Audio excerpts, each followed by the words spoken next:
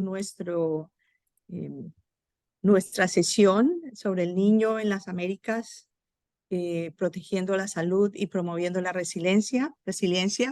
Tenemos dos presentadores fantásticos hoy para ustedes. El primero es José Marengo. Él es brasilero, trabaja en CEMADEN, en el Centro Nacional de Monitoreamiento de Alertas Tempranas y Naturales. Es un líder experto en meteorología y cambio climático y ha publicado extensivamente sobre cambio climático, variabilidad y casos extremos como sequías y inundaciones.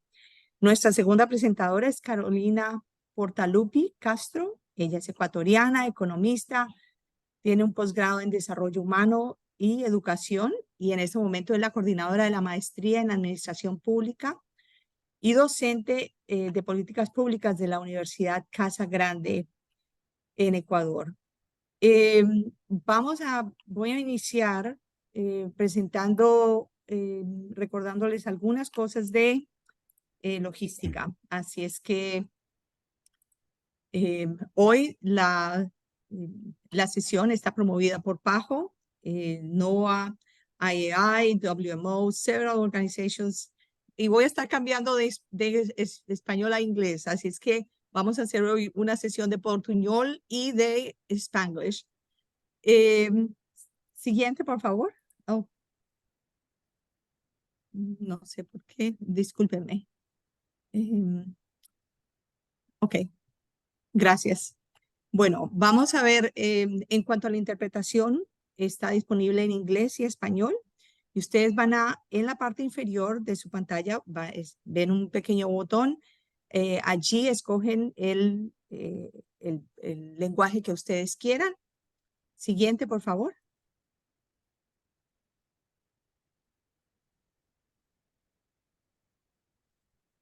Hoy es el 19 de octubre, así es que hoy vamos a hablar de desastre y reducción del riesgo de desastres, pero espero que ustedes nos hayan estado acompañando en los otros sesiones que hemos tenido y también invitándolos a que estén en las sesiones del 24 y el 26 de octubre, en donde estaremos hablando más sobre enfermedades zoonóticas y la calidad del aire. Siguiente.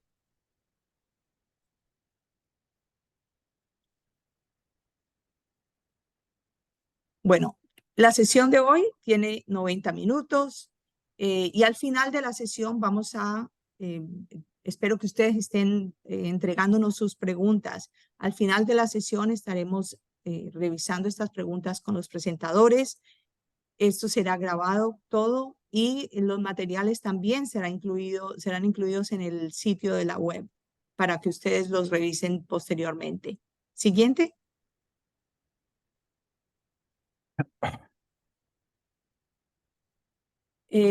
Bueno, las diapositivas y, como dije anteriormente, estarán disponibles en el sitio de la web para el curso. Siguiente.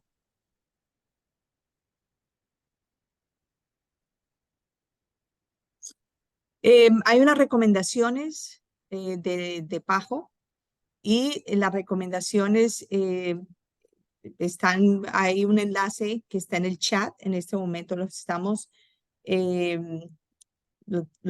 poniendo en el chat y van a haber recomendaciones a corto plazo para abordar los impactos del niño en los desastres y riesgos de desastre. Siguientes.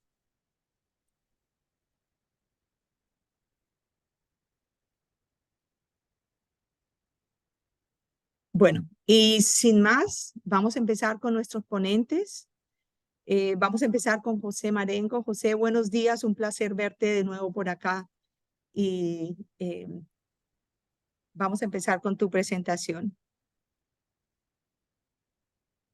Ok, ¿puedo comenzar? Sí, por favor. Entonces,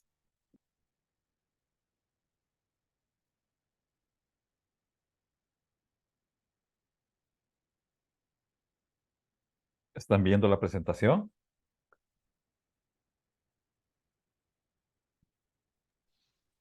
Sí se observa. Ah, perfecto. Bueno, y voy a hablar en solamente las primeras palabras en español. Yo soy peruano, entonces mi español es casi perfecto, ¿no?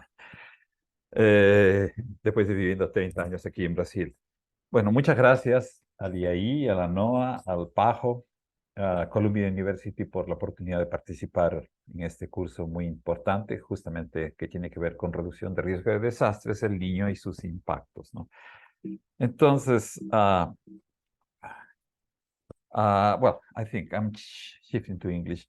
I think the idea of the census impacts. Bueno, creo que la idea de los objetivos para hoy, evaluar los impactos de ENSO, creo que es algo que es muy relevante en este momento. Estamos en el medio de esto.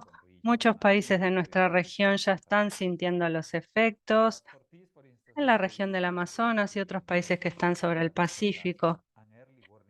Pero tenemos los pronósticos, vamos a ver también el uso de pronósticos climáticos y sistemas de alerta temprana para prevenir las catástrofes relacionadas con el clima.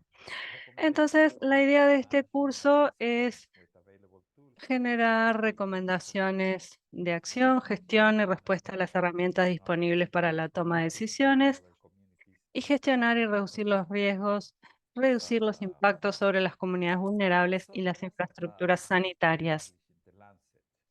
En The Lancet se publicó en 2017 un artículo bastante extenso. Era una revisión bibliográfica sobre salud y cambio climático. No sé si hubo alguna actualización posterior, pero la idea era evaluar la relación entre la salud y el cambio climático. La idea era mejorar la adaptación, las medidas de protección, las intervenciones de mitigación para reducir los daños y también evaluar los recursos económicos que podrían estar disponibles. Esto no es solo sobre ciencia del clima, sino tiene que ver más con el gobierno, el acceso a los servicios públicos.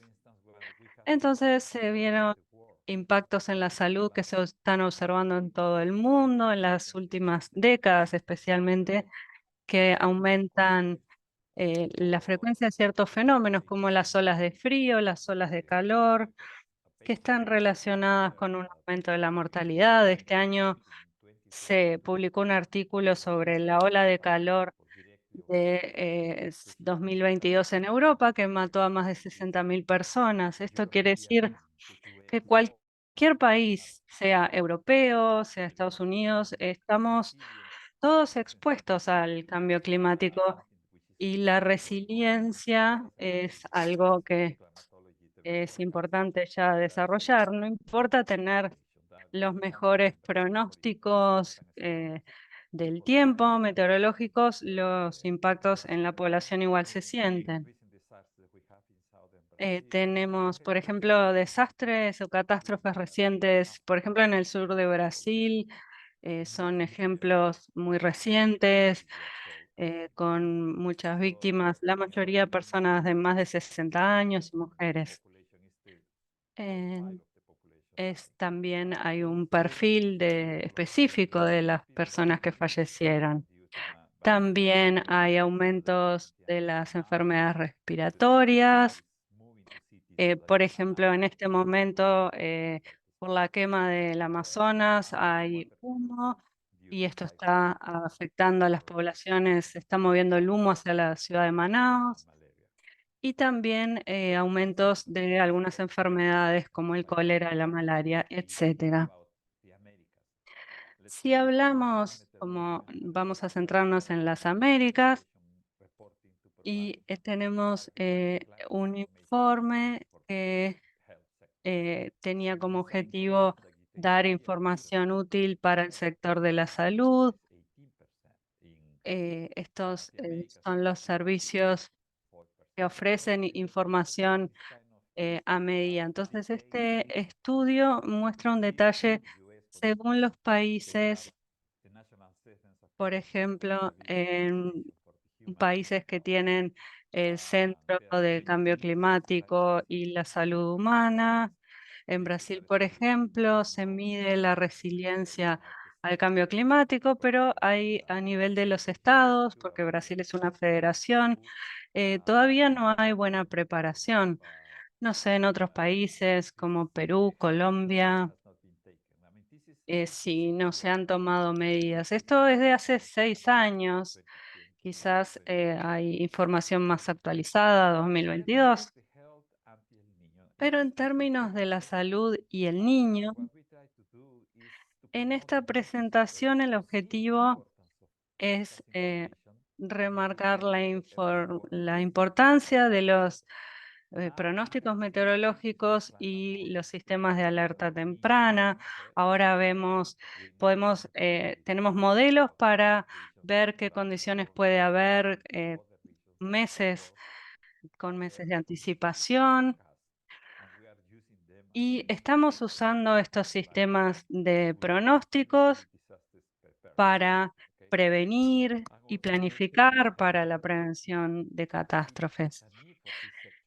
Pero hay una necesidad de que este sector, el sector de la salud, mejore su preparación. Entonces, la comunidad viene trabajando, pero de forma separada. Pero desde el premio Nobel al IPCC en 2007, empezó a darse una colaboración entre los servicios meteorológicos y el sector de la salud. El mejor ejemplo para ver un ejemplo bien extremo es el niño y su opuesto, que es la niña. Hay cambios de temperatura. Normalmente durante el niño tenemos, no hay una regla general de los cambios de temperaturas y las temperaturas de las corrientes, pero este año es distinto. Esto también tiene que ver con el cambio climático, es diferente a este mismo fenómeno en otras épocas. El niño siempre está asociado a un aumento de los desastres naturales, eh, como sucede en lugares donde hay demasiada agua y tenemos fenómenos como los deslizamientos de tierras, y en otros lados que hay demasiada poca agua y allí tenemos sequías. Entonces, estos fenómenos también generan aumentos en la transmisión de algunas enfermedades transmitidas por vectores como mosquitos. La malaria es una de estas enfermedades que las condiciones meteorológicas pueden facilitar su transmisión. Y esta es la información en términos de desastres o catástrofes. Recientemente, la Oficina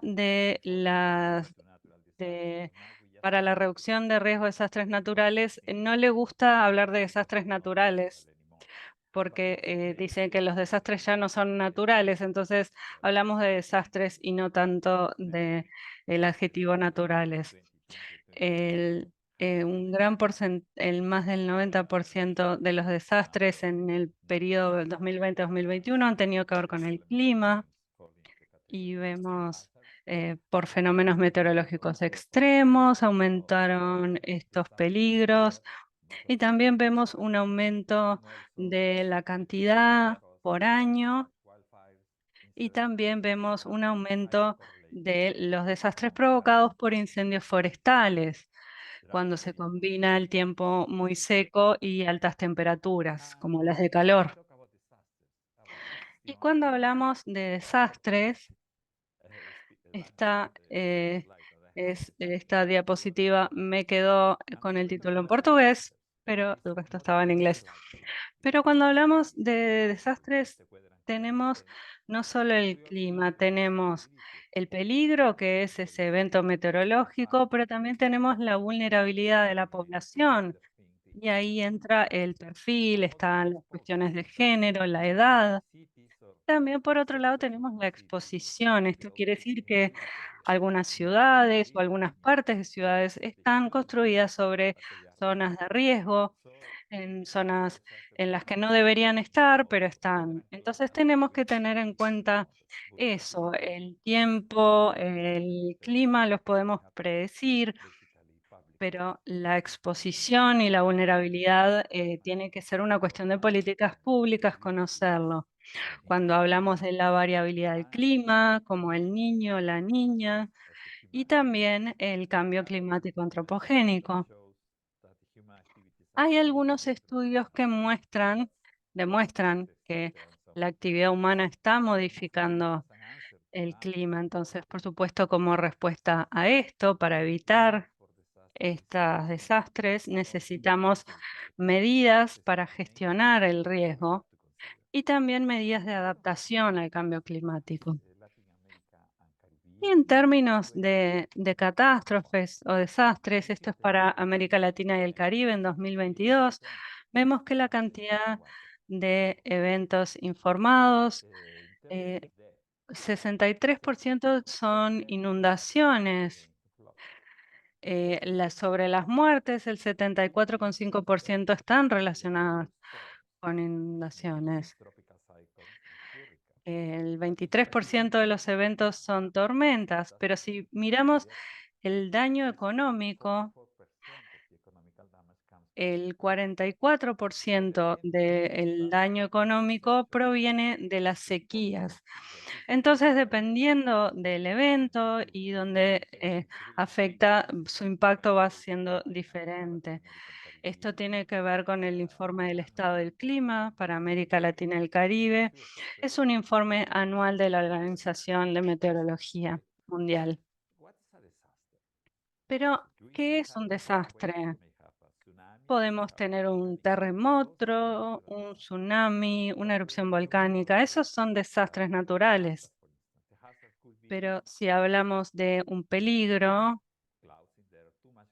el peligro, por ejemplo, allí vemos en la imagen unas nubes bien cargadas, entonces podemos tener una alta cantidad de precipitaciones, pero si lo combinamos con la vulnerabilidad y la exposición, tenemos el riesgo de desastre.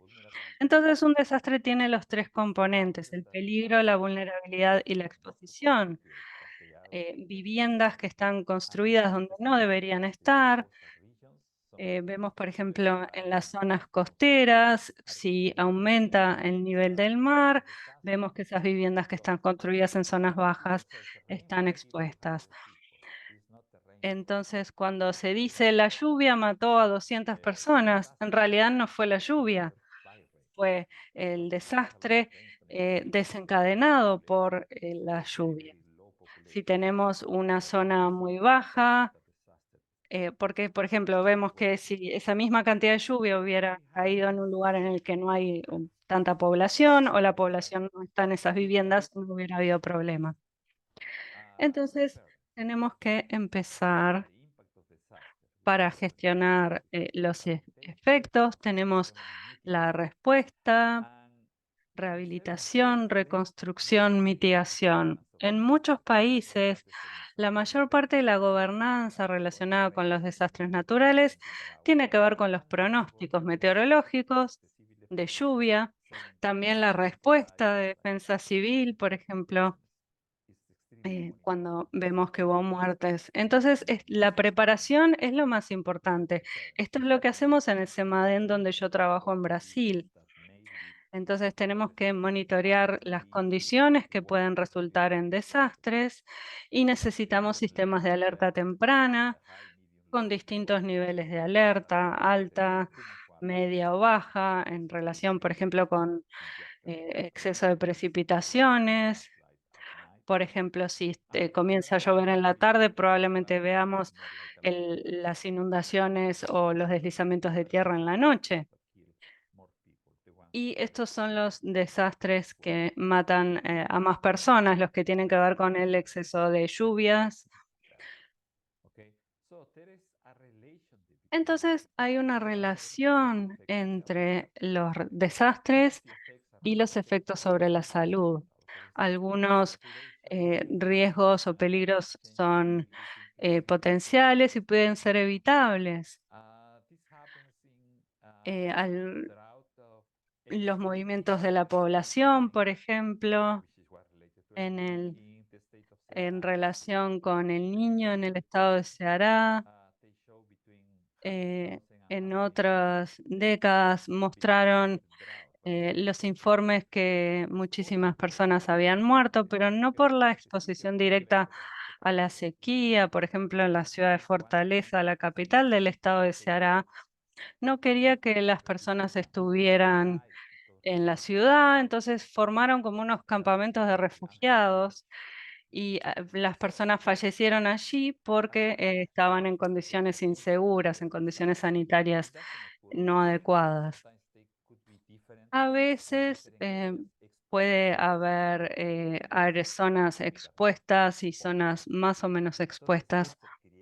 Entonces, una catástrofe genera una necesidad de alimentos, de insumos para la salud, y cuando hablamos de cuidado de la salud, tenemos que contemplar también lo psicológico, porque, por ejemplo, el desastre que tuvimos en Santa Catarina en 2008, en el sur, mostró que 2 o 3 años después, algunas de las personas que sobrevivieron se suicidaron o desarrollaron depresión. And there's needs for Entonces the vemos que hay efectos a largo plazo en la salud. Y en Latinoamérica y el Caribe,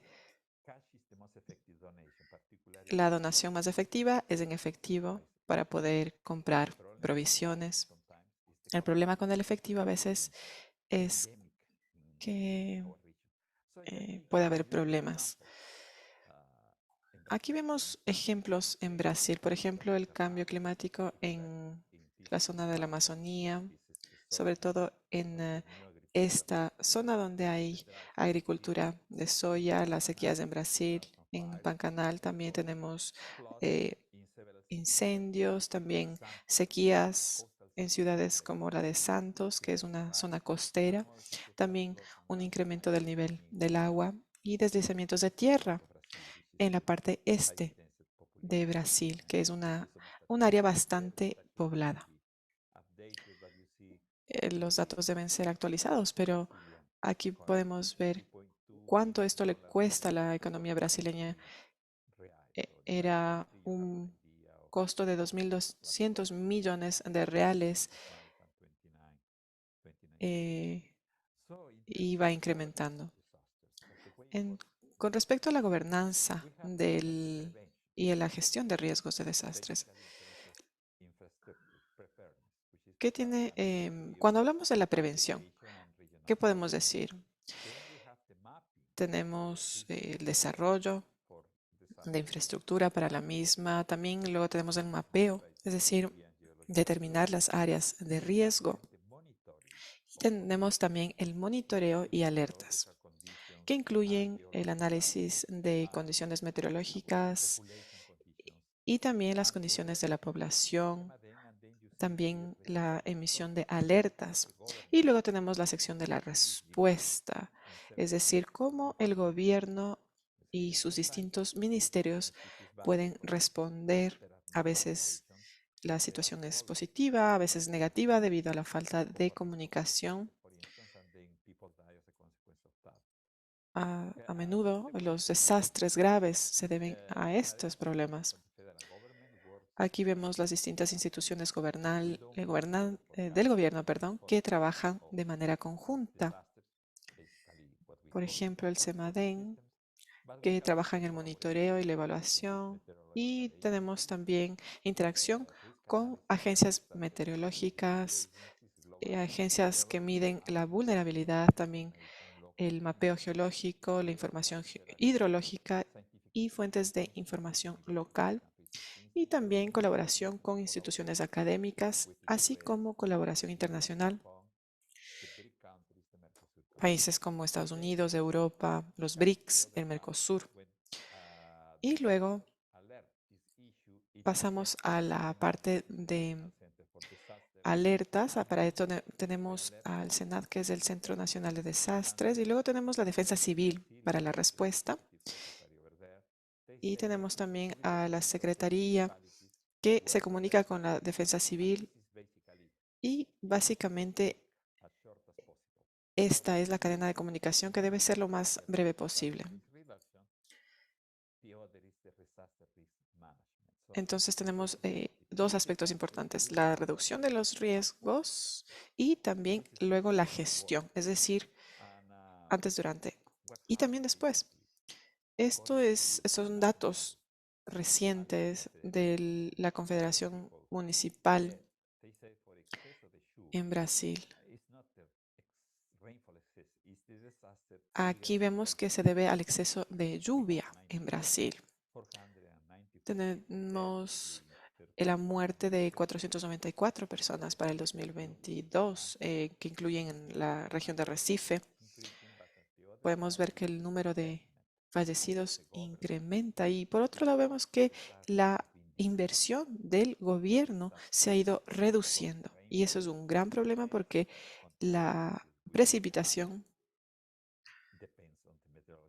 depende de algunos aspectos como el riesgo, cómo se lo maneja, depende de la exposición a estos riesgos, de cómo se gestionan estos riesgos, el nivel de comunicación entre las distintas agencias gubernamentales y la acción de cada persona. Con respecto a los desastres, los servicios climáticos son lo más importante en la respuesta. Para el 2021 hicimos un análisis y según los distintos servicios meteorológicos pudimos encontrar que la capacidad completa del sistema de alerta temprana solo está funcionando completamente en 2 países. 11 tienen solamente un sistema esencial, como podemos ver en la gráfica de la derecha. Avanzado, solo 3. Básica, 6. Y menos que básica tienen 1. Así que como podemos ver, tener una capacidad de respuesta esencial es bastante bajo. Es importante tener servicios climáticos y también de alerta de riesgo de desastre. Esto es esencial para lograr tener una resiliencia ante el cambio climático. Y el niño. Obviamente también hay que tomar en cuenta factores a futuro porque puede haber una mayor interacción de los riesgos de desastre si la situación no cambia.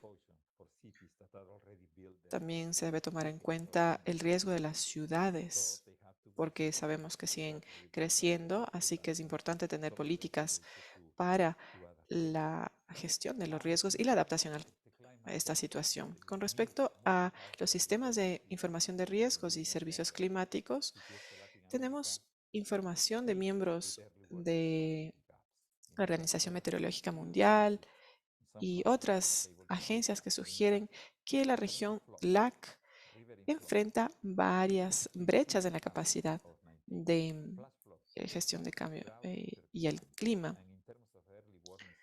Con respecto a sistemas de alerta temprana, podemos ver en la gráfica que todavía nos falta avanzar bastante.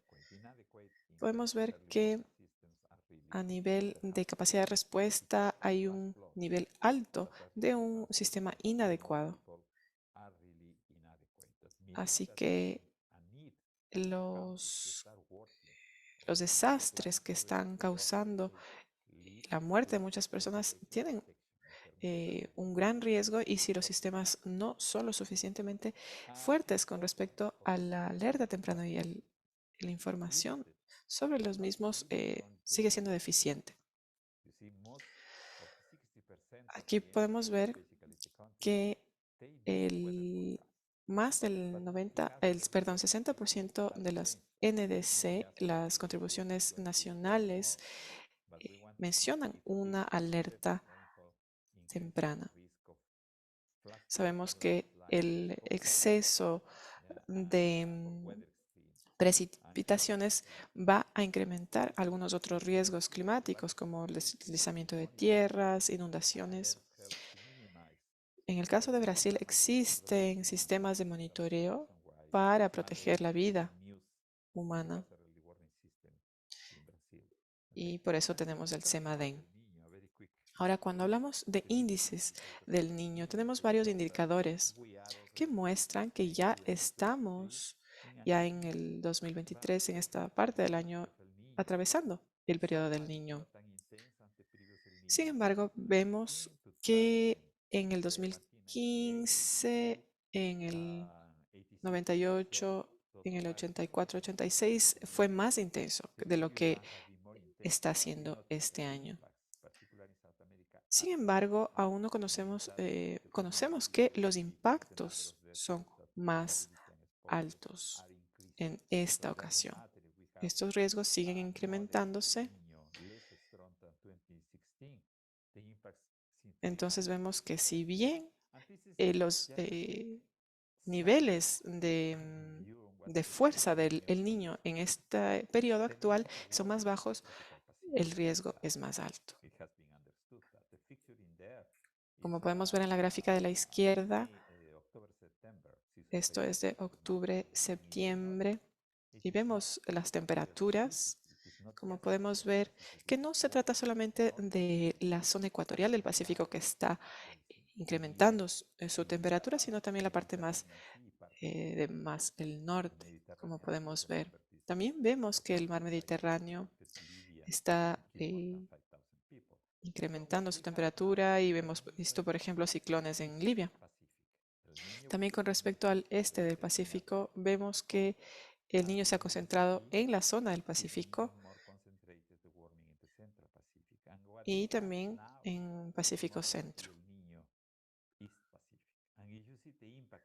Como podemos ver también en la parte este del Pacífico, vemos colores marrones, el marrón menos lluvia, azul más lluvia. Estamos en septiembre, octubre, noviembre del año y eso es lo que está sucediendo.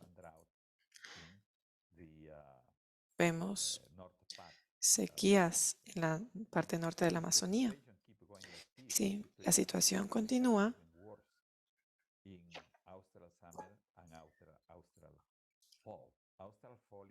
En el otoño austral, por ejemplo, en Brasil la situación va a empeorar y esto podría sugerir que tendremos situaciones muy secas en esa región.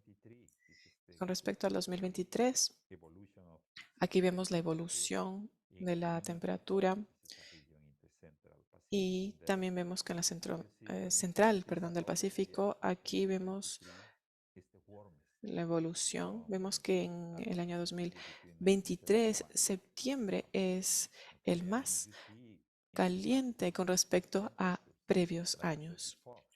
Como les había mencionado, no es solamente el Pacífico Sur, sino la región más extensa del Pacífico y también del Atlántico. Vemos que en el norte de Estados Unidos, cerca de Canadá, también hay cambios. Vemos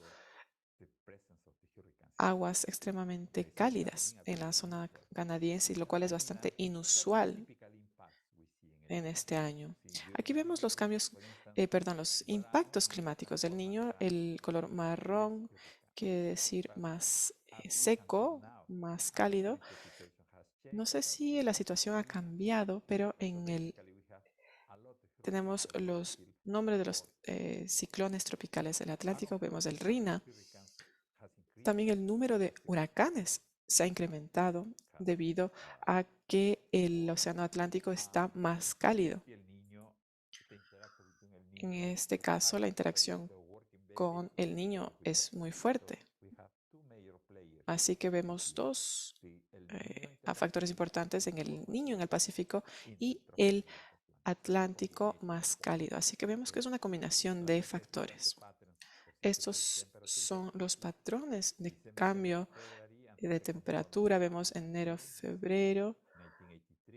Vemos 1993, 98, 2005, 2010 y 2015. Y aquí vemos de marzo a mayo. Por ejemplo, en el 83 vimos que la temperatura se incrementó en el otoño. Y aquí vemos una combinación del Atlántico y el Pacífico. Amazon o drought in Northeast Y cuando Brazil. hablamos de sequías, cada sequía es distinta. En el 83 vemos que en la parte centro y norte de la Amazonía cambió. En el 98 era sobre todo casi toda la Amazonía. En el 2005 fue la parte sur de la Amazonía. La misma zona que ahora está afectada por sequías, en el 2010 fue el norte y centro del Pacífico y en el 2016 tuvimos toda la Amazonía afectada. Entonces, cada sequía cambia. No solamente en la zona de la Amazonía, sino también en una zona más amplia de Brasil.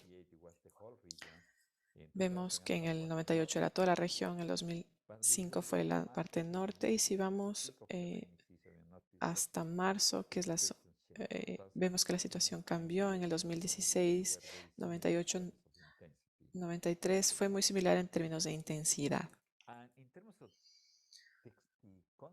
Con respecto a las consecuencias del niño, ¿cuáles son estas consecuencias? El incremento de precipitaciones en la zona sur de Brasil, sobre todo en La Plata. Y esto sucede en los primeros días de septiembre. Casi, 51 personas fallecieron debido a la precipitación. Vemos que el río Tacuarí, debido a esa precipitación, se incrementó en 16 metros.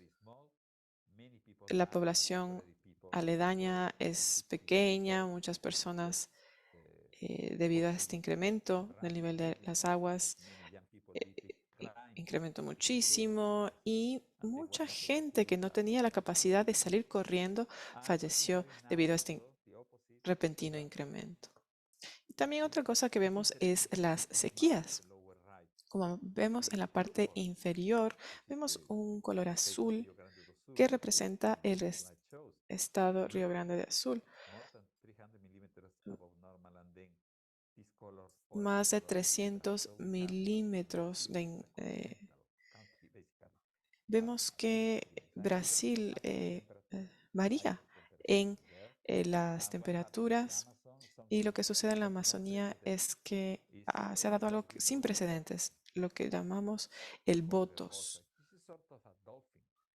que es una especie, tenemos una especie muy particular, que es algo similar como un delfín. Y en esa época 110 de estos botos murieron debido a una ola de calor.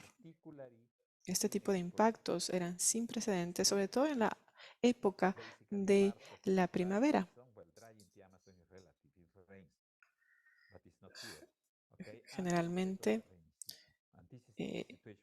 esta es la situación que tenemos actualmente.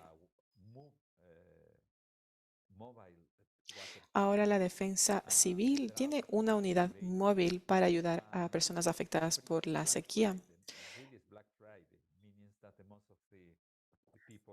Aquí vemos un mercado móvil que va a la ciudad de Manaus, que debido a la sequía, pues los comerciantes que iban en embarcaciones no podían movilizarse. En el mapa, en la parte inferior, vemos también la diferencia que se ha dado en la precipitación. River level was below now. Aquí vemos los niveles de agua en los ríos. También vemos los incendios de la zona sur de la Amazonía y también sequías en esta zona amazónica. Ahora, ¿cuáles son los impactos? Con respecto a predicciones, vemos que la situación va a continuar septiembre, octubre, noviembre, hasta diciembre, incluso enero. Más precipitaciones en esta zona. También veremos en la parte norte de Perú, Ecuador, En el noreste de Brasil también, en la parte de la Amazonía, tendremos menos precipitación de lo normal y también veremos una temperatura más alta. Entonces, esta es la utilidad de las predicciones climáticas.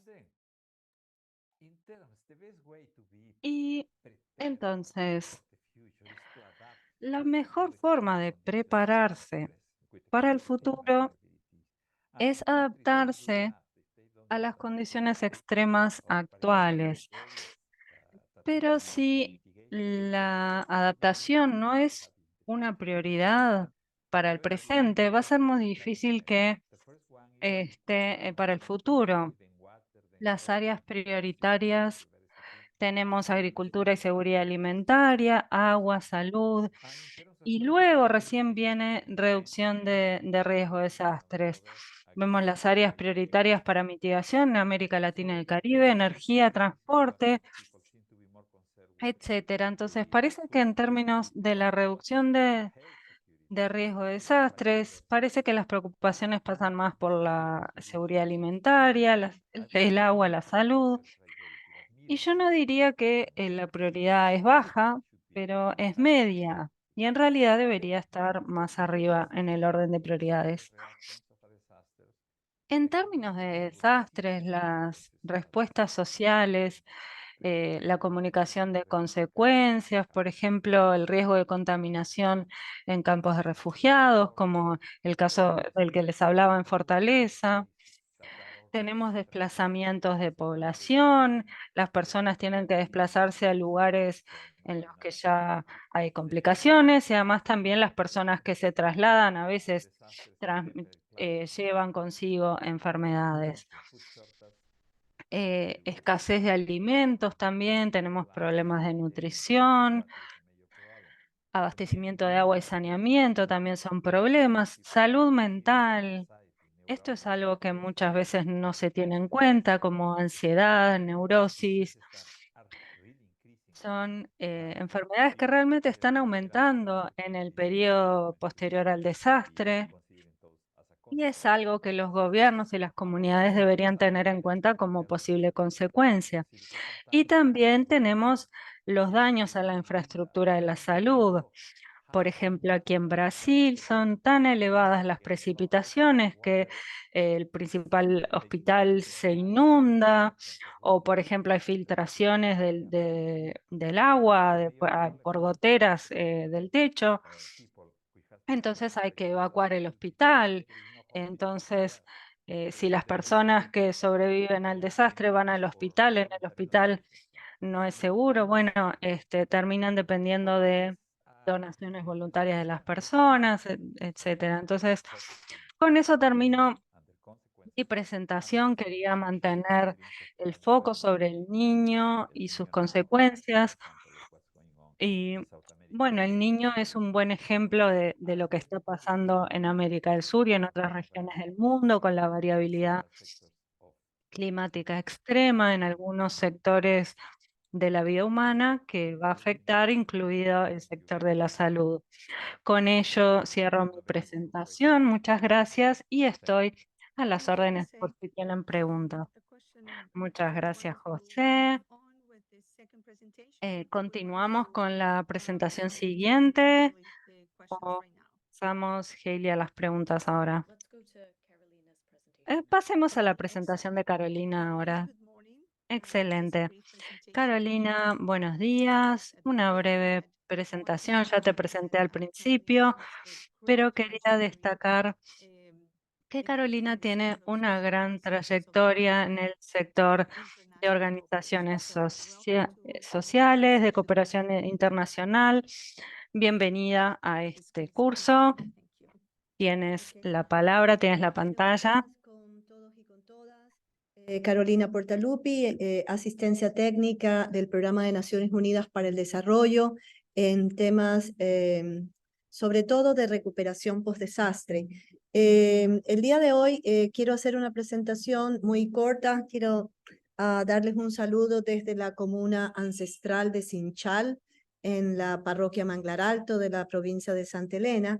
y voy a hacer una presentación sobre una experiencia que estamos desarrollando y les voy a contar un poquito sobre esto.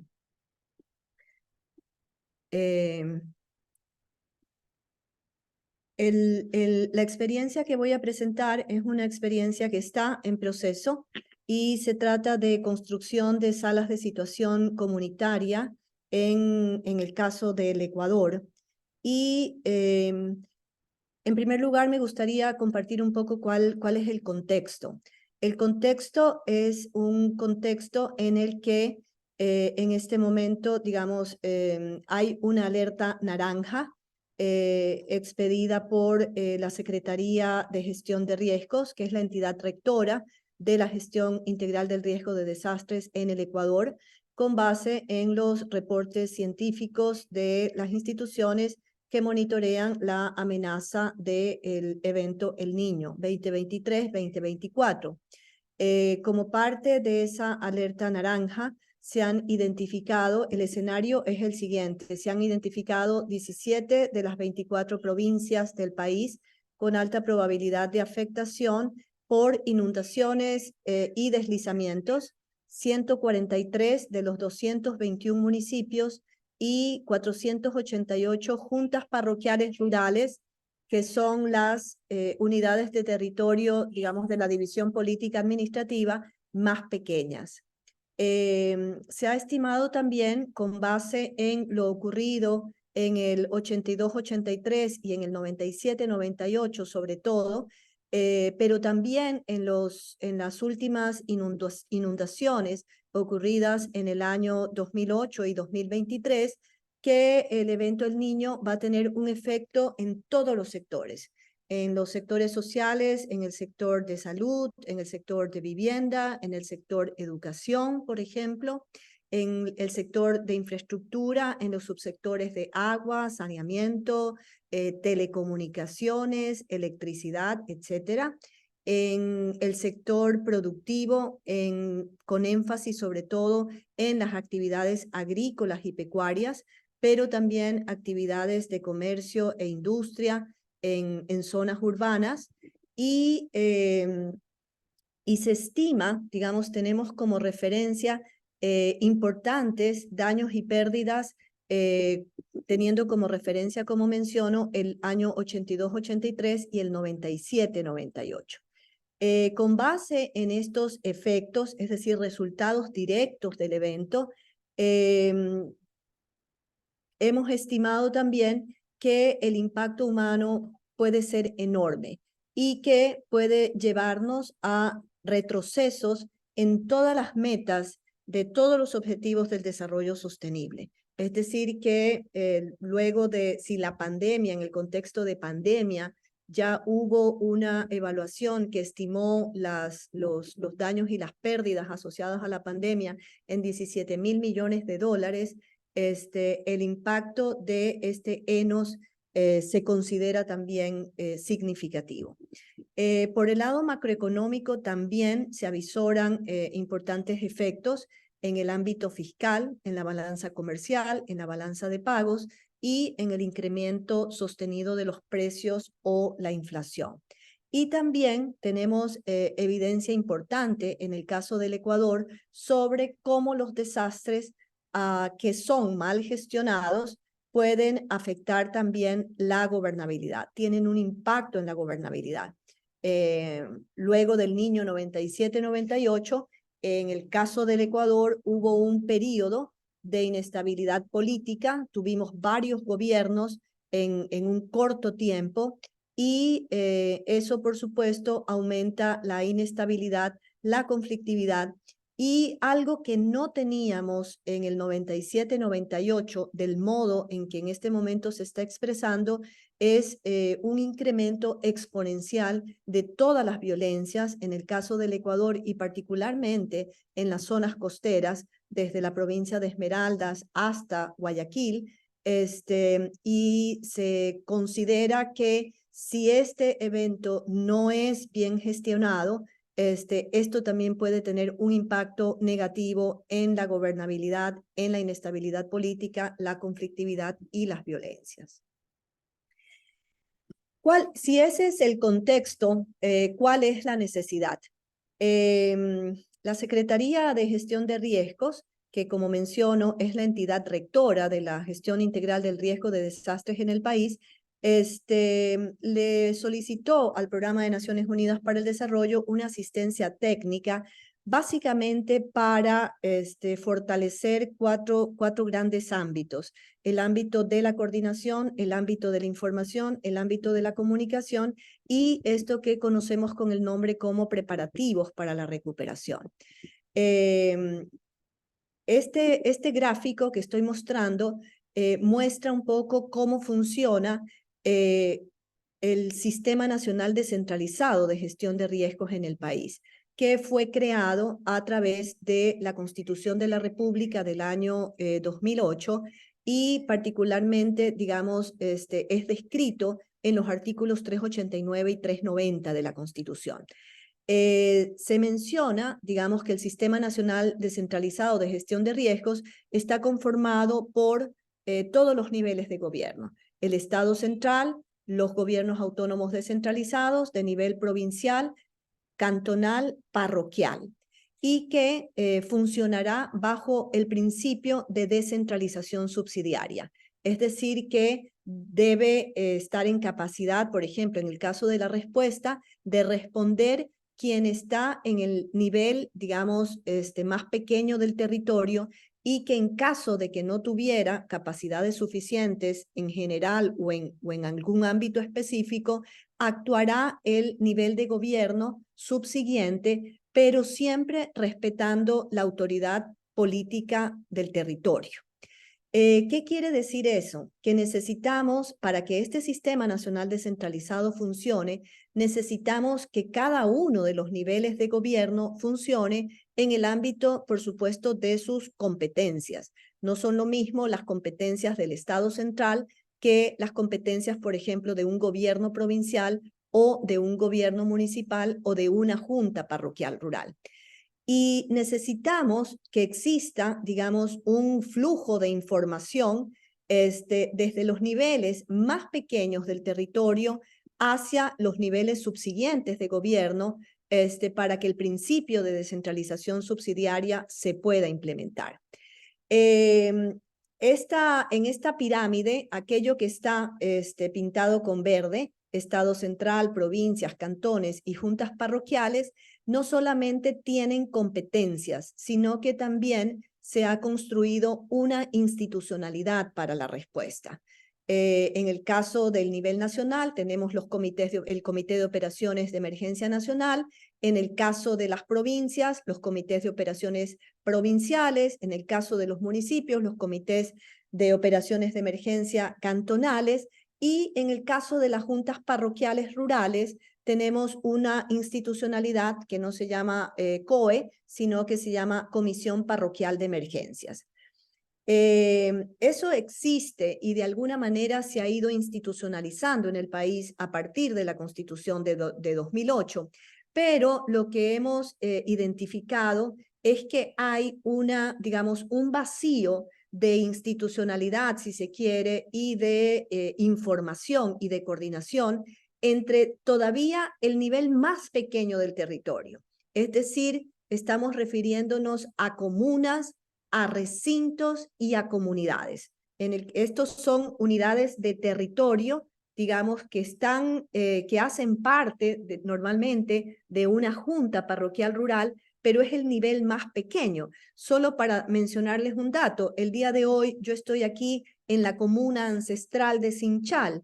La comuna ancestral de Sinchal es una de las 18 comunas de la parroquia rural Manglar Alto, y la parroquia rural Manglar Alto es a su vez parte del cantón Santa Elena de la provincia Santa Elena. Es decir que una parroquia rural, por ejemplo, como Manglar Alto, en el caso de donde hoy estoy yo conversando con ustedes, tiene 18 comunas ancestrales y 3 recintos. Quiere decir que necesitamos no solamente que la junta parroquial tenga capacidad, sino que esa capacidad esté en el nivel de comuna, recinto y comunidades, que normalmente, digamos, además están dispersos en el territorio, no son aglomeraciones importantes, sino que más bien hay mucha dispersión territorial y que ocurrido un desastre, necesita tener capacidad para poder hacer, digamos, la primera respuesta. Entonces, un poco a partir de esta necesidad que se identificó para que pueda funcionar bien el principio de descentralización subsidiaria, en este caso pensando en la respuesta que el país va a tener que hacer frente al niño, entonces el planteamiento que hemos estado trabajando con la Secretaría es orientar a estos niveles mucho más pequeños del territorio, comunas, comunidades y recintos, para que se pueda contar con esto que llamamos una sala de situación comunitaria. Y esta sala de situación comunitaria es un lugar desde el cual, digamos, se debe coordinar el levantamiento de información. Durante la alerta amarilla y la alerta naranja, hemos estado trabajando, por ejemplo, para que ese levantamiento de información a nivel comunitario identifique, por un lado, las amenazas, las vulnerabilidades, las capacidades, los eventos adversos, sus efectos en distintos ámbitos.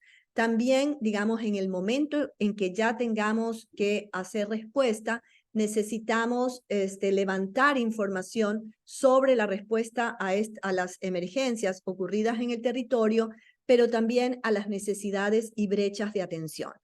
En este caso, en una comuna, comunidad, recinto o a nivel, digamos, agregado en su junta parroquial rural.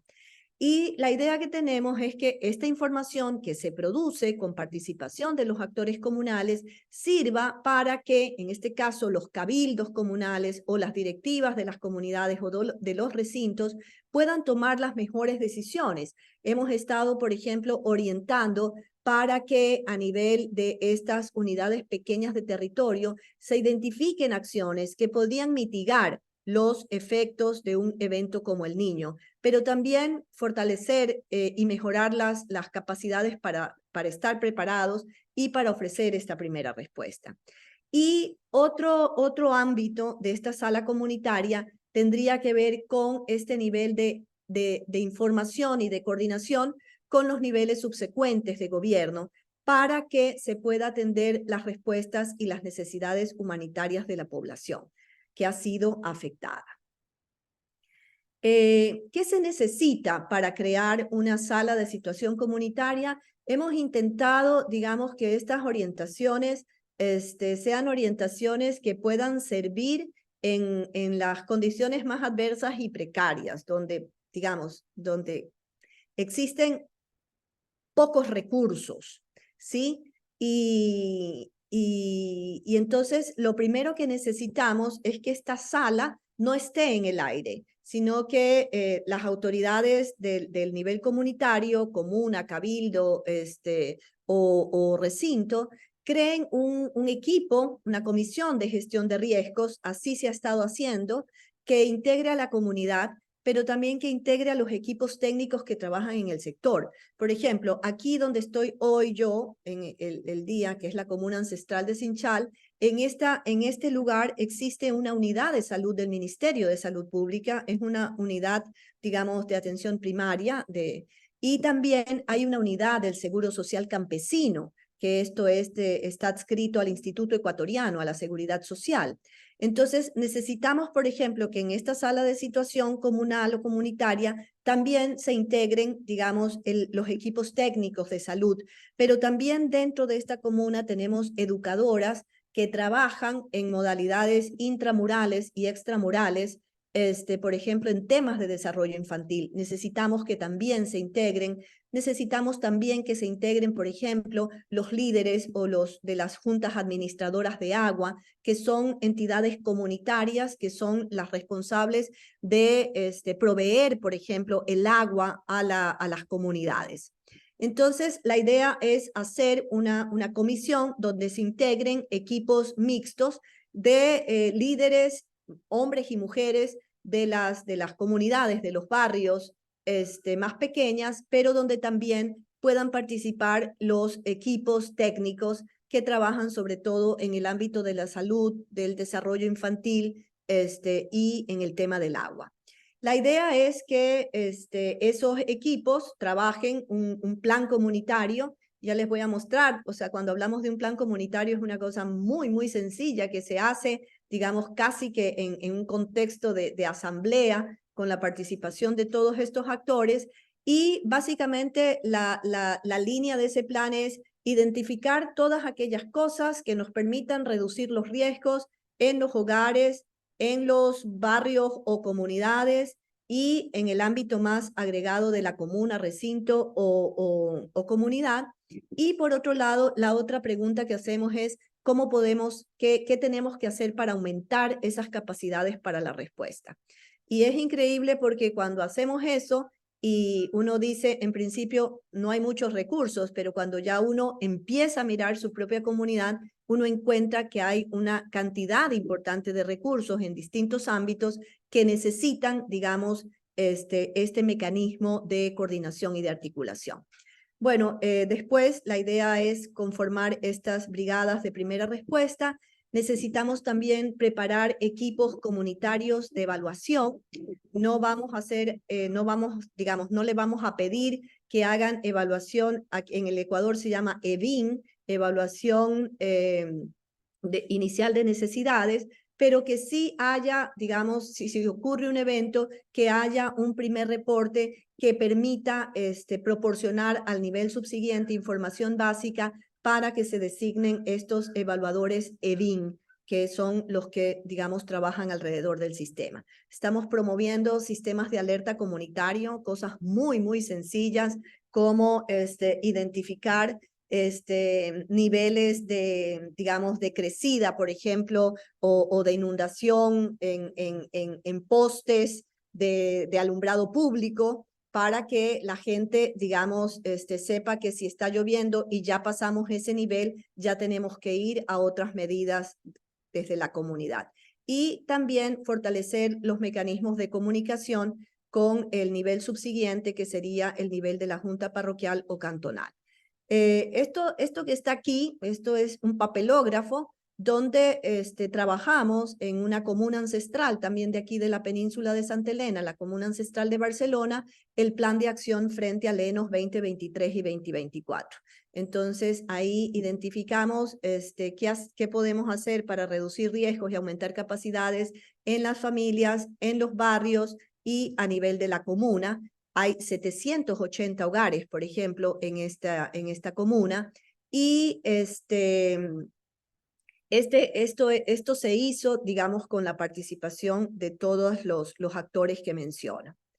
Entonces, necesitamos un plan, necesitamos también trabajar en equipo.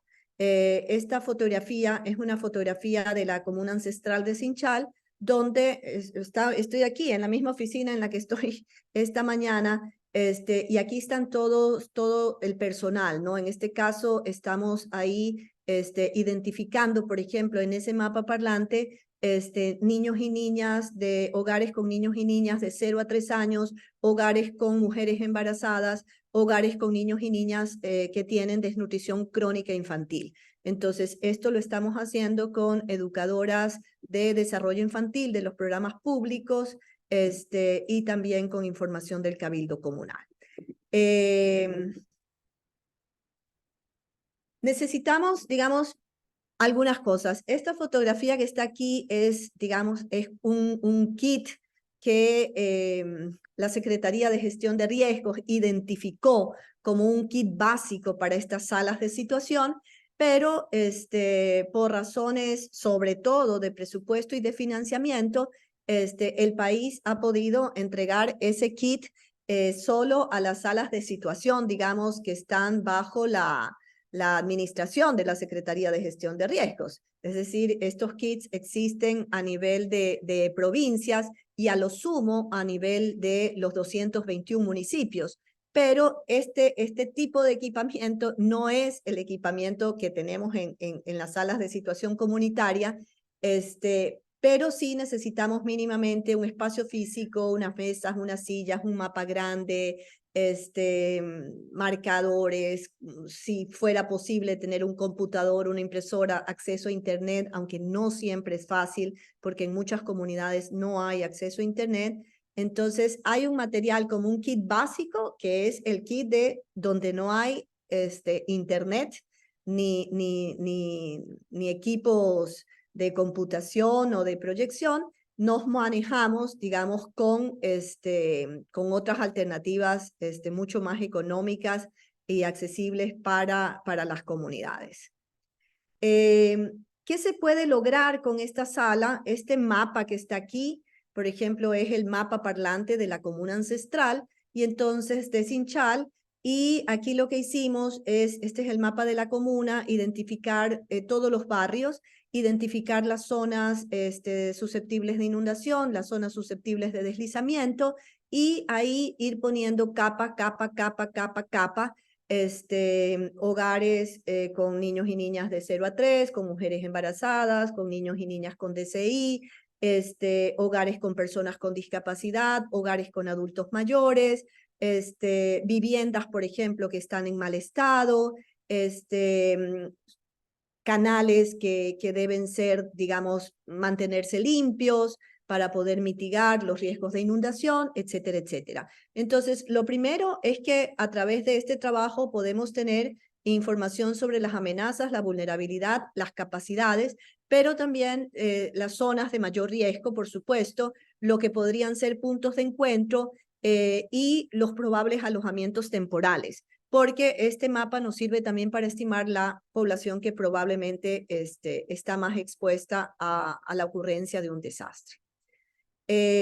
También vamos a poder tener información ya ocurridos los eventos, información sobre los eventos que ocurran, los principales efectos de esos eventos, la respuesta, las brechas de atención, las necesidades, y poder informar esto al nivel subsiguiente de gobierno en el marco del principio de descentralización subsidiaria.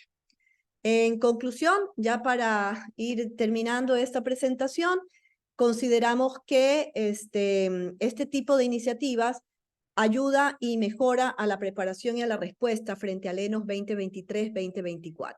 Nos permite comprender las zonas y la población afectada, estar mejor preparados, atender las necesidades que se pueden atender con recursos de la comunidad y coordinar desde la comunidad la respuesta humanitaria bajo también los principios humanitarios de imparcialidad, neutralidad e independencia. Y también mejora los flujos de información entre los niveles más pequeños del territorio y la institucionalidad estatal, que tiene competencias para la preparación y la respuesta. Saber a quién se debe informar y cómo hacerlo, informar sobre las brechas y las necesidades, qué se necesita, y orientar la respuesta a los efectos y a los grupos afectados. Finalmente, fortalece la coordinación multinivel e intersectorial, pues se promueve la participación de todos los actores que tienen presencia en el territorio, y al mejorar ese flujo de información se mejora también la coordinación multinivel con los otros niveles de gobiernos descentralizados y el nivel nacional. Creo que es todo por ahí. Bueno, todo esto pues orientado a reducir la pérdida de vidas humanas y también los daños y las pérdidas económicas asociadas al desastre, y pensamos que también es importante porque permite aumentar la conciencia sobre el peligro, el riesgo y la necesidad de resiliencia en las comunidades. Muchísimas gracias. Carolina y José, muchísimas gracias por las presentaciones. Quiero agradecerle a todos los participantes que nos han entregado sus preguntas a través del Q&A. Bueno, quiero presentarme. Ya soy Angélica Gutiérrez, trabajo en la Oficina de Atmósferas y Océanos aquí en los Estados Unidos, específicamente en la Oficina Hidrometeorológica. Y es un placer para mí poder ser su moderadora hoy. A ver, de las preguntas, hemos escogido las más relevantes, cosa que tenemos participantes hoy de todas partes de países se han reportado. Entonces, las preguntas han sido escogidas de manera que puedan responder en muchas partes geográficas. Entonces, la primera es para José. En base a tu experiencia en esta temática del sistema cerrado climático, ¿qué factores están originando su cambio y cómo podemos prever nuevamente su estacionalidad histórica? Bueno, imagino que estás refiriéndose a los extremos, ¿no? Una cosa que sí ya se ha observado en todo el mundo y que está bien reportado en los informes del IPCC es que los extremos están aumentando, tanto en frecuencia como en intensidad, ¿no? Y cuando decimos extremos, hablamos de olas de calor, por ejemplo. Tenemos menos olas de frío, más, aunque sean menos, pueden ser muy intensas, como este año, que creo que hasta llamas murieron en Bolivia y Perú. Y es un mes relativamente más, un año relativamente más caliente posiblemente de todos desde 1850. Entonces, de hecho, los extremos están aumentando, ¿no? Y si consideramos que ese es un escenario que ya está siendo observado ahora y que está siendo proyectado para el IPCC, por los modelos del IPCC para aumentar en el futuro, tenemos que mejorar los otros dos lados de la componente de desastres, que es vulnerabilidad y exposición, ¿no? Entonces ahí entran políticas de gobierno, políticas de construcción, gestión urbana. Eso es algo que ya no depende de modelos, que ya depende de políticas públicas. Entonces yo creo que ahí ese es el lado que debe ser trabajado más, que es el más difícil tal vez.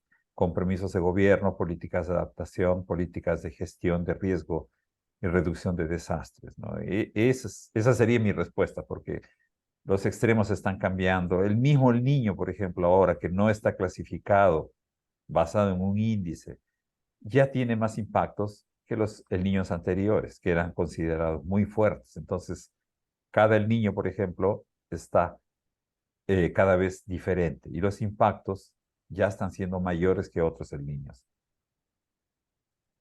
Mil gracias, José. Bueno, Carolina, ¿cómo participan las universidades en estas salas de situación comunitaria? Ujú. Sí, la idea es, digamos, normalmente la sala comunitaria se monta con la participación de los actores que hay en el territorio. Y las universidades y escuelas politécnicas, en el caso del Ecuador, suelen tener presencia y programas y proyectos con base territorial. Entonces, solo para mencionar donde estoy en este momento, que es una comuna ancestral de Filo Costero, digamos, o sea, de una parroquia que está en Filo Costero, la parroquia de Manglar Alto en la península de Santa Elena. Aquí hay una fuerte, digamos, hay universidades locales. La Universidad Estatal de Santa Elena tiene su sede en el Cantón Santa Elena y tiene programas, pero también hay otras universidades del país, por ejemplo, como la Escuela Superior Politécnica del Litoral, que ha sido particularmente activa en el caso de los preparativos de esta parroquia, de la parroquia Manglar Alto y de sus 18 comunas y 3 recintos, dándole apoyo y asistencia técnica, en este caso al nivel de gobierno, más pequeñito, al gobierno parroquial, para los temas de la preparación. Ha estado trabajando fuerte en los temas de la preparación y de tener capacidades para la respuesta. Entonces, en el caso concreto de esta comuna pequeñita, más pequeñita aún, la Escuela Superior Politécnica del Litoral, por ejemplo, apoya a la Junta Administradora de Agua y ellos han estado haciendo, por ejemplo, controles de calidad de agua en las fuentes de agua, en los reservorios, hasta llegar digamos, al agua domiciliaria. Y también han estado, por ejemplo, apoyando para que la Junta pueda tener procesos de automatización de ciertos procesos que se hacían, digamos, durante siglos de manera manual, ¿no? Entonces, y hay un solo señor que es el que sabe cómo funciona el sistema. Si ese señor algún día no está, el sistema colapsa. Entonces, las universidades, por ejemplo, están apoyando para que esos procesos vinculados al sistema de agua sean procesos automatizados. Y el tema de agua seguramente va a ser uno de los principales problemas que tengamos, porque ya en la inundación de 2023 ya hubo contaminación de las fuentes de agua y hubo rotura también de las líneas de transmisión y conducción, y entonces la calidad del agua digamos, es muy mala. Y eso, a su vez, no solamente afecta a la salud, sino que también nos aleja, por ejemplo, de una meta que es importante en este momento para Ecuador, como es el tema de prevenir y erradicar la desnutrición crónica infantil, que como sabemos, lamentablemente es muy alta. Gracias, Carolina. Y bueno, aprovecho ya que mencionas la SPOL, quiero darle un saludo a María del Pilar Cornejo, que es la directora del Centro Internacional del Pacífico para la Reducción del Riesgo de Desastres. Fantástico que estén en esta colaboración. Bueno, la siguiente pregunta, volvemos a José. Voy a coger dos en una. Y dice, ¿por qué los riesgos son más altos este año si no es el niño más fuerte? ¿Y cuáles son las predicciones para la cuenca amazónica? Bueno, comenzando con la predicción de la cuenca amazónica, ¿no? O sea, actualmente, por ejemplo, la gran sequía que está afectando el oeste de la Amazonía no es durante la estación lluviosa, ¿no? Es en la estación de primavera. Normalmente las lluvias comenzarían ahora a final de octubre, inicio de noviembre. O sea, estamos teniendo una sequía de preestación lluviosa que no se observó durante otros El Niños. Entonces, la mayor preocupación es que esa sequía se extienda, por ejemplo, hasta el verano del hemisferio sur. Ahí sí nos podríamos tener problemas graves, que eso va a tener consecuencias no solamente para la biodiversidad, sino también para la población en términos de aumento de incendios y humo que puede afectar la salud de la población, como también el transporte, porque en la Amazonía no hay carreteras, todos son ríos. Entonces, cuando los ríos están muy bajos, no es posible el transporte, como está pasando ahora, ¿no? Entonces, la preocupación es esa, que si uno ve los modelos están mostrando para el restante de la cuenca amazónica precipitaciones menor que lo normal en los próximos meses, donde debería ser el pico de la estación lluviosa, ¿no? Y disculpa, ¿cuál era la primera pregunta?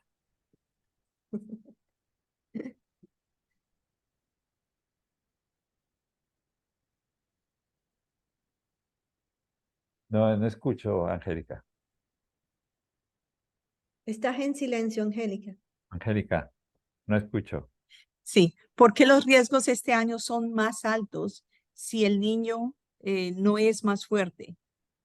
Bueno, nosotros estamos usando índices ya por mucho tiempo, ¿no? Del niño, temperatura de superficie del mar en algunas regiones del Pacífico, Tahiti menos Darwin, muchos índices, que es algo que se comporta bien para un sistema lineal, ¿no? Entonces, si vemos, por ejemplo, el valor de esos índices, el niño que todavía está, digamos, todavía no alcanzó su pico, está entre leve a moderado, no, moderado a intenso, y ya debería ser intenso, ¿no? Entonces, no nos debemos guiar exclusivamente por esos índices de temperatura.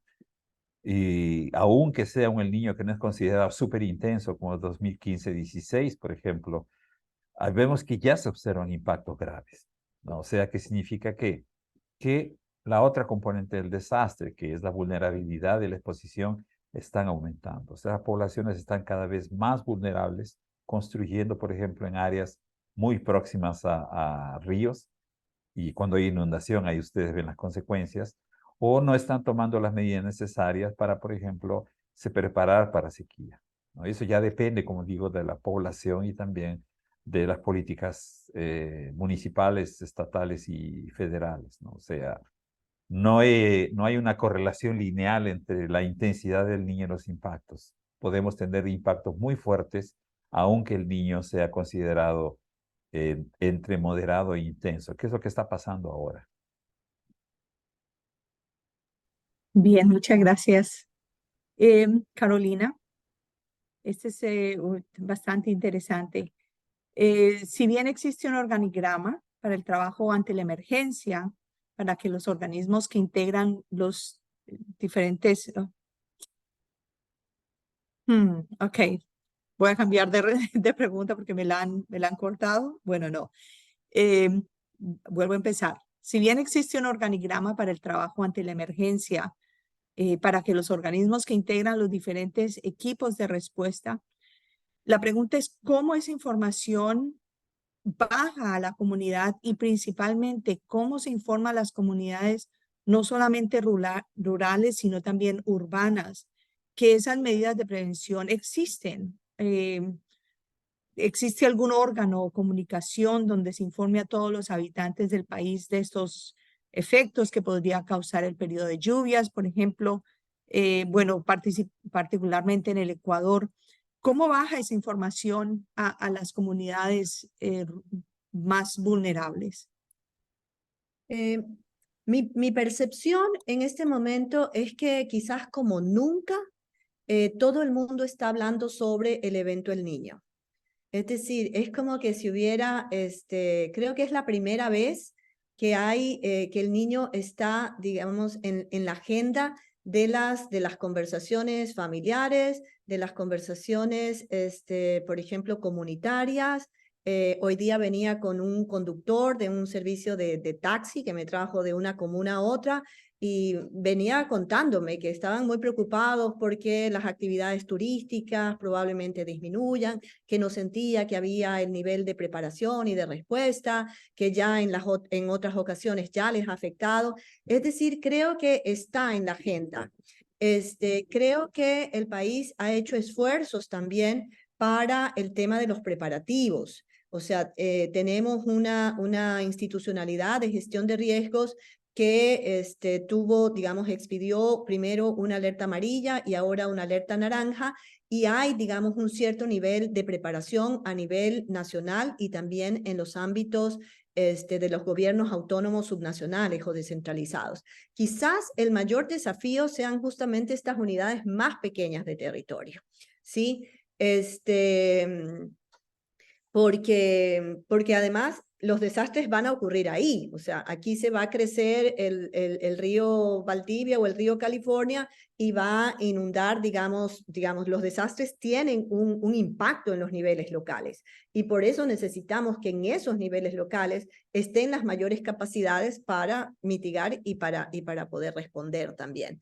Entonces, quisiera mencionar que en el marco de esta asistencia técnica entre el Programa de Naciones Unidas y la Secretaría Nacional de Gestión de Riesgos, también se han incluido, digamos, unos spots de radio para transmitirlos a través del sistema de radios comunitarias del país para seguir aumentando, digamos, la conciencia sobre el peligro y el riesgo y también informando sobre medidas de autoprotección, los planes familiares, por ejemplo, la importancia de los planes familiares y de estos planes más comunitarios.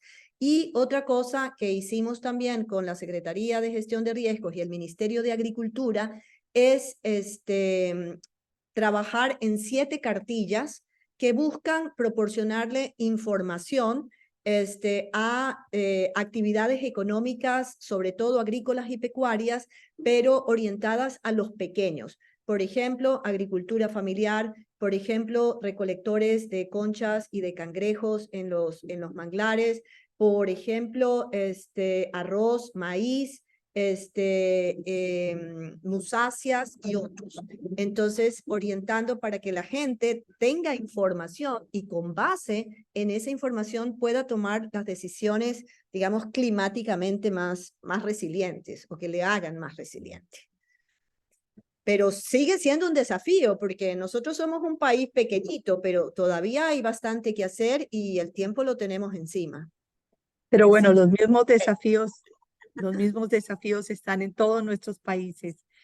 José, una pregunta técnica que a los modeladores nos hacen todo el tiempo y es, tomando en cuenta la variabilidad climática, ¿qué pasa con la incertidumbre de los modelos matemáticos cuando hay que tomar decisiones sobre algún riesgo? Bueno, por experiencia propia ese es uno de los grandes problemas, ¿no? Porque, por ejemplo, estamos en una situación del Niño, el calentamiento muy intenso del Pacífico, y ustedes ven, aquellos que trabajan con clima, ven que todos los modelos van en la misma dirección. Todos los modelos muestran, para el caso de América del Sur, claro, mucha lluvia en la costa de Perú y Ecuador, mucha lluvia en el sur de Brasil, norte de Argentina, y condiciones de sequía. Entonces, cuando hay una forzante, un bueno, no sé si, forzante, digamos, muy fuerte, como es el niño, todos los modelos apuntan en la misma dirección. O sea, la incertidumbre es relativamente menor, ¿no? El problema está cómo esa lluvia se presenta, si es una lluvia regular o si es lluvia concentrada en pocos días, que esos son los que generan desastres naturales. Entonces, ese es un eterno problema. La incertidumbre de los modelos, por ejemplo, en un año normal, cada modelo va y muestra una cosa diferente. Entonces, muchas veces hay que aplicar un poco la experiencia personal. O sea, conozco personas que creen en el modelo. Si el modelo dice usted tiene que saltar por la ventana del piso 20, las personas lo hacen. El modelo es una representación matemática de la realidad y no puede ser 100% correcta. No existe modelo con 0% de incertidumbre. Entonces, cuando informen a algún político, tienen que decir, la previsión es esta más o menos tanto, que ese más o menos ya nos cubre un poco el grado de incertidumbre. No quiere decir que los modelos están mal, mas no son perfectos, ¿entendió? Y ahí muchas veces hay que usar un poco la cabeza, la experiencia y no pensar en el modelo, sino la experiencia misma, que los datos muestran, por ejemplo, y no creer que el modelo es la panacea que resuelve todo. El modelo es una herramienta creada por el hombre para poder ayudarnos a decisiones, mas no pueden considerar una decisión basada solamente en lo que el modelo proyecta o prevé. Excelente reflexión, José, porque está realzando la importancia del conocimiento local, Exactamente. que es fundamental para esta toma de decisiones. Vuelvo a Carolina y voy a juntar dos preguntas porque son bastante conectadas. La primera es una pregunta que nos hacen: ¿la sala de situación comunitaria es similar o es un sistema resiliente en el marco de la OMS, de la Organización Mundial de la Salud? Y la segunda es, dado que hay tantos sectores trabajando en esto de riesgo y resiliencia, ¿realmente se logra un acuerdo transdisciplinario? O sea, ¿se ha logrado la transdisciplinariedad en las acciones? A ver, yo creo que lo que estamos haciendo es, o sea, hemos identificado en el marco normativo e institucional para la gestión de riesgos en el país, junto a la Secretaría de Gestión de Riesgos, que es la entidad rectora de la gestión integral del riesgo de desastres en el Ecuador, identificamos esta necesidad de tener una herramienta que apoye en el ámbito comunitario para tomar las mejores decisiones. Esa herramienta le hemos llamado sala de situación comunitaria. Y sí, digamos, tiene que ver y se construye con base en las referencias y en las referencias fuertes, digamos, ¿no? Pero, por ejemplo, aquí hay una unidad de salud y esa unidad de salud, digamos, normalmente salud tiene sus salas de situación también de las unidades de salud. Sin embargo, decidimos ampliar un poco para que no sea solamente la sala de situación del sector salud, sino que sea una sala de situación que involucre, en este caso, a todos los actores de la comunidad. Entonces, aquí está el sector salud, por supuesto, que es fundamental. Está el sector de protección, donde están las educadoras infantiles, pero también de protección, digamos que trabajan con grupos altamente vulnerables como adultos mayores, también personas con discapacidad. También estamos integrando a las asociaciones, por ejemplo, productivas, porque van a ser severamente afectadas. Y aquí hay, por ejemplo, en esta comuna donde yo estoy en este momento, son productores de limón y dependen de la producción de limón. Entonces, no hay una producción diversificada, lamentablemente, que permita, digamos, aumentar la resiliencia, sino que eso aumenta la vulnerabilidad frente a estos eventos. Entonces, se construyen estos acuerdos. Y tenemos un plan, y la idea es, digamos, construir sobre ese plan. Ahora, veo que algún colega preguntaba sobre el tema de los comités comunitarios. Los comités comunitarios también hacen parte del Sistema Nacional Descentralizado de Gestión de Riesgos, pero el nivel, digamos, de creación de comités comunitarios es todavía muy pequeño. Necesitamos densificar los comités comunitarios para que estén ya no solo en el nivel parroquial, sino que estén todavía en los niveles más pequeños del territorio. Entonces, en algunos casos se han conformado comités, en otros, por ejemplo, le están llamando comisiones, en otros le están llamando equipos.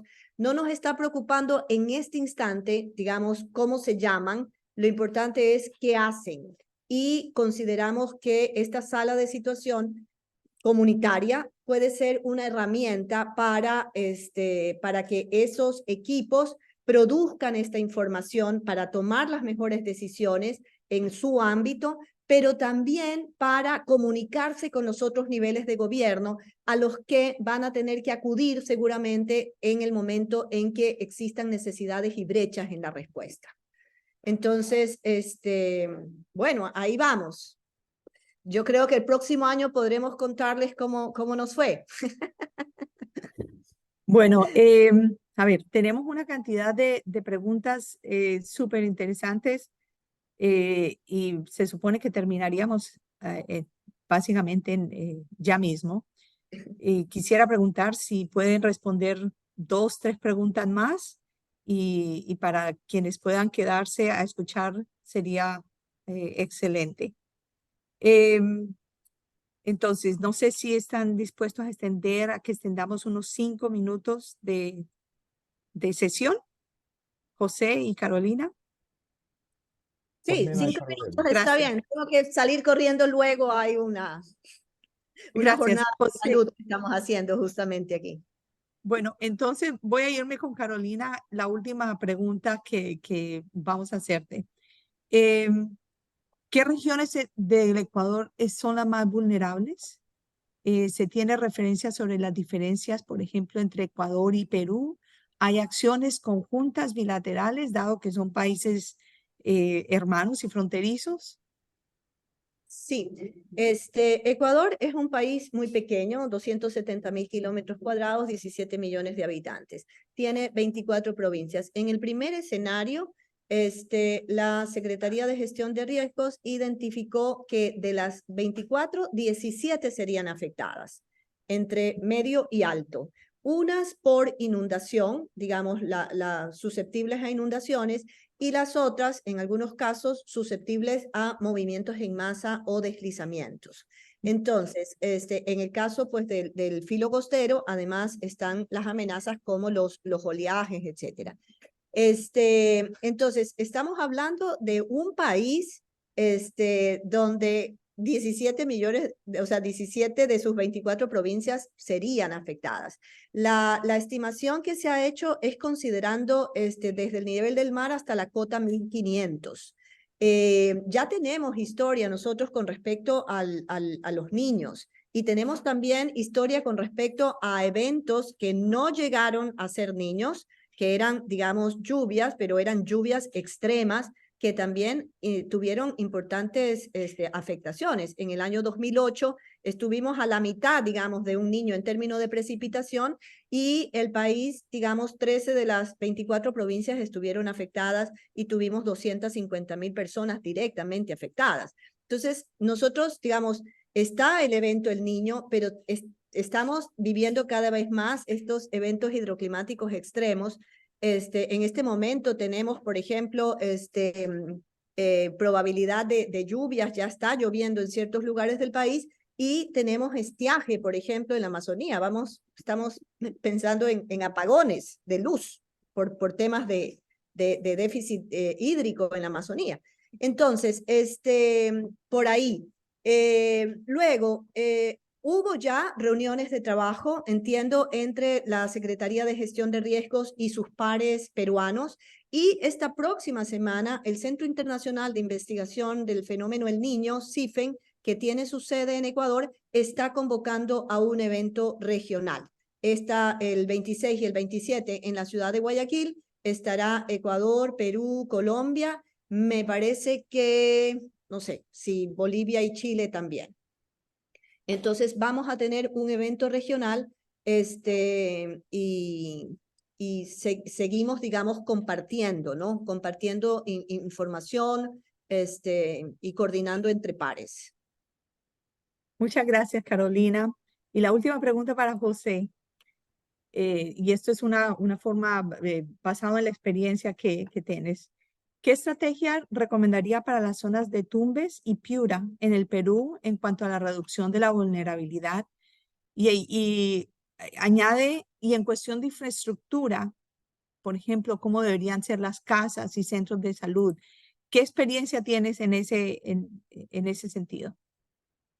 Bueno, hace muchos años que no, que no voy por allá, no me acuerdo. Solamente fui en el 83, después de la destrucción del Niño en Piura, ¿no? Que llovió tanto y las ciudades no tenían desagüe para lluvia, porque nunca llueve. Y es una zona árida, llueve poquísimo. Entonces, yo creo que ya con las experiencias de los niños que siguieron, la ciudad ya debería estar preparada, ¿no? Los techos de las casas, por ejemplo, muchas veces no tienen esa protección porque no llueve normalmente, es una zona árida. Entonces yo imagino que ya después de esas experiencias de niños y lluvias intensas ya haya habido alguna acción de los gobiernos en términos de preparación de la ciudad, ¿no? Y este niño, en cierta forma, ya era anunciado desde mayo de este año, abril, mayo de este año, o sea, ya ha habido tiempo suficiente como para que las personas comiencen a preparar, a se proteger. No digo adaptación, ¿no? Porque adaptación es una cosa de largo plazo, más por lo menos proteger estructuras importantes, clave, ver formas de desaguar agua de lluvia en lugares donde no tienen alcantarillado, por ejemplo, para agua de lluvia. O sea, imagino, no sé exactamente qué es lo que Perú está haciendo, sinceramente, ¿no? Pero que le digo en las mías experiencias que tuve, el Niño de 83 y 97, 98 fueron muy destructivos en esa región del norte, ¿no? Entonces no sé si después ya de casi 30, 40 años de esos niños intensos, ya ha habido algún grado de preparación por parte de los gobiernos. Imagino que sí, pero realmente desconozco. Más debe haber habido la experiencia, los años de sequía, disculpen, de inundaciones, muestran que eso ya debería haber sido algo que ya entra en la agenda política, ¿no? Porque el niño ya vino para quedarse, ¿no? No es algo que pasa una vez a cada 100 años, está cada vez más frecuente, ¿no? Muchas gracias, José. Bueno, importantes notas para tomar en consideración prácticas, ¿no?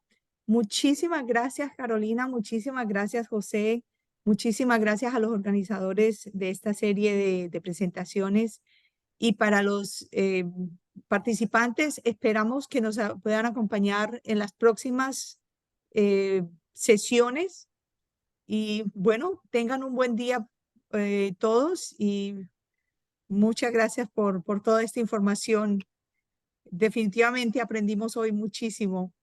Gracias de nuevo. Buen día para Gracias, todos. gracias a Muchísimas ustedes, buenos gracias. días. Saludos.